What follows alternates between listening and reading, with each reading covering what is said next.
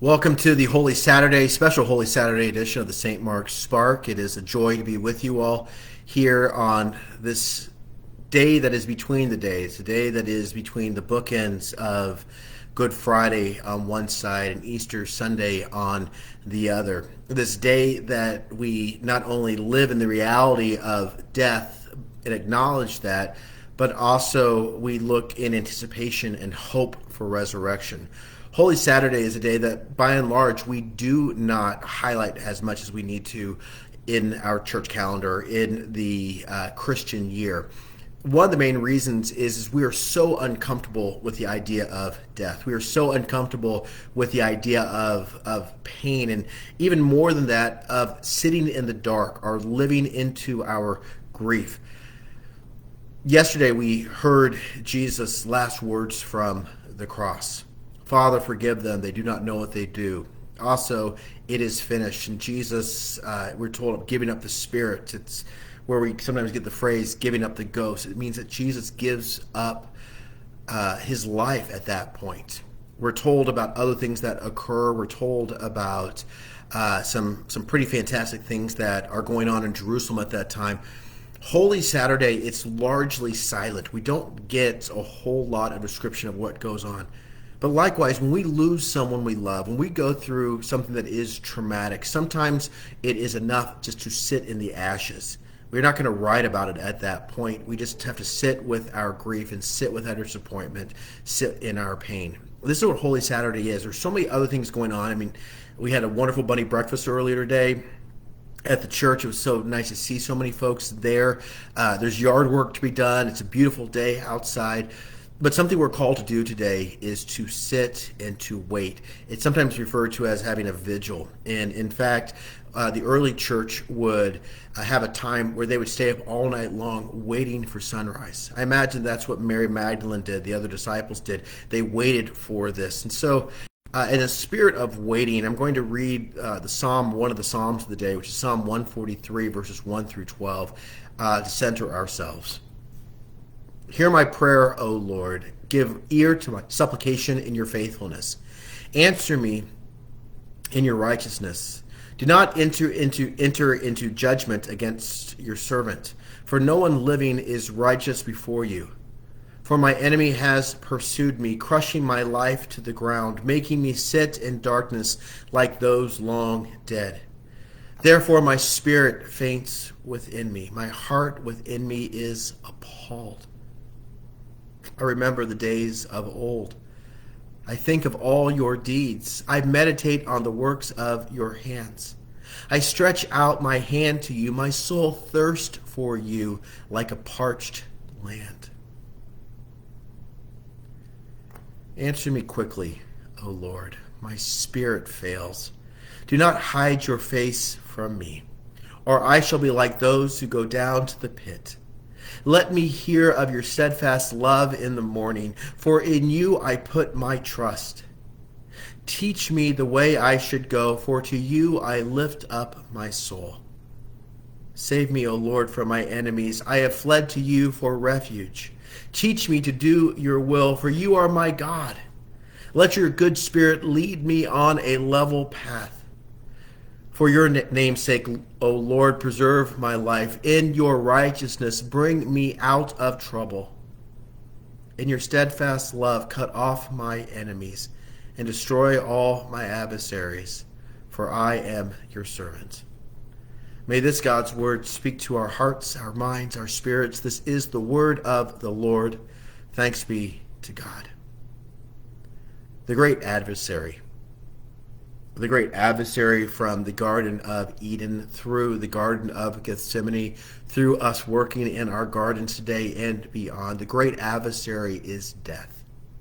The great adversary is the end of life. This is the consequence of the original sin. This is the consequence of our misdeeds. This is the consequence of so much more is death.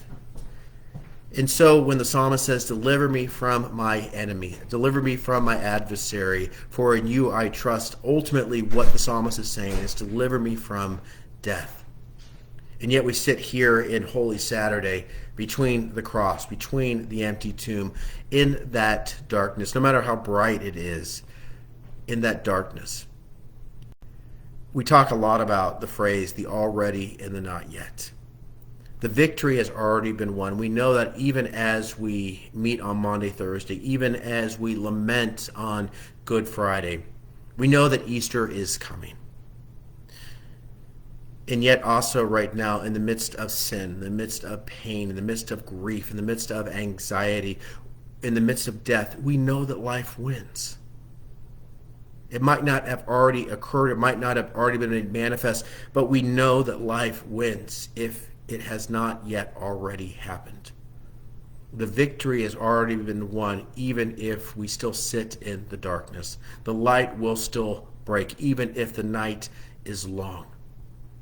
The encouragement is to be honest and open with Holy Saturday, to sit and to contemplate what it means to sit in the midst of death, in the midst of pain, in the midst of grief. And then we make our way tomorrow. We make our way early in the morning with the disciples, with Mary. We make our way with the women. We make our way to the place of death, hoping again that the stone has been rolled away.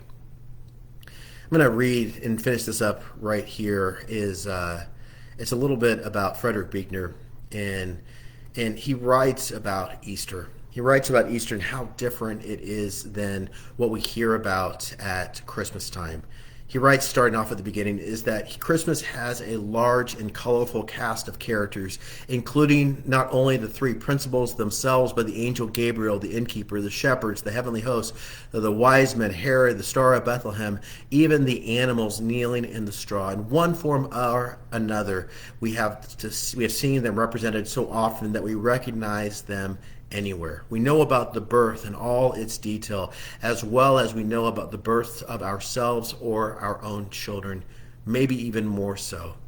The manger is as familiar as home. We have made a major production of it, and as minor characters, we have added to the carols, the trees, the presents, the cards, Santa Claus, Ebenezer Scrooge, and so on. But with Easter, it is entirely different. The Gospels are far from clear as to what just happened. It began in the dark. The stone had been rolled aside. Matthew alone speaks of an earthquake. In the tomb, there were two white-clad figures, or possibly just one. Mary Magdalene seems to have gotten there before anybody else. There was a man she thought at first was the gardener. Perhaps Mary, the mother of James, was with her, and another woman named Joanna. One account says Peter came too with one of the other disciples. Elsewhere, the suggestion is that there were only the women in that the disciples who were somewhere else didn't believe the woman's story when they heard it. There was a sound of people running, of voices. Matthew speaks of fear and great joy. Confusion was everywhere. There is no agreement even as to the role of Jesus himself. Did he appear at the tomb or only later? Where? To whom did he appear? What did he say? What did he do? And skipping forward, the symbol of Easter is an empty tomb. You can't depict or domesticate emptiness. You can't make it into pageants and string it with lights. It doesn't move people to give presents to each other or sing old songs. It ebbs and it flows all around us, the Easter tide. Even the great chorus of Handel's Messiah sound a little like a handful of crickets chirping under the moon. He rose. A few saw him briefly and talked to him. If it is true, there is nothing left to say. If it is not true, there is nothing left to say. For believers and unbelievers both, life has never been the same again. For some, neither has death. What is left now is the emptiness. There are those who, like Mary Magdalene, will never stop searching it till they find his face. Maybe in the emptiness of Holy Saturday, maybe in the emptiness of the Holy Saturday, we might better understand the emptiness that is the empty tomb. Maybe in the long, dark night that begins on Holy Saturday, we begin to see anew the light that breaks on Easter morning. It is for this reason, it is for this day, this week, that we live and we breathe and we have our being.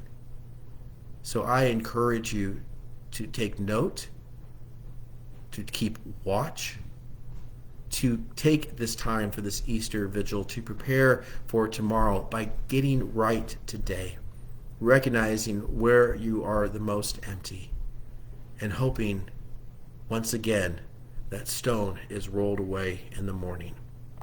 I pray that you will join us tomorrow. I pray that you'll be a part, if you can, of our drive-in worship service at 9 a.m. tomorrow morning in the parking lot at St. Mark. And also we have the online service that premieres at 10 a.m. And I pray that we will once again be able to sing, Jesus Christ is risen today, together. I pray for you on the Saturday, and I look forward to seeing you tomorrow on the first day of the week, the first day of the rest of our lives. May God be with you all.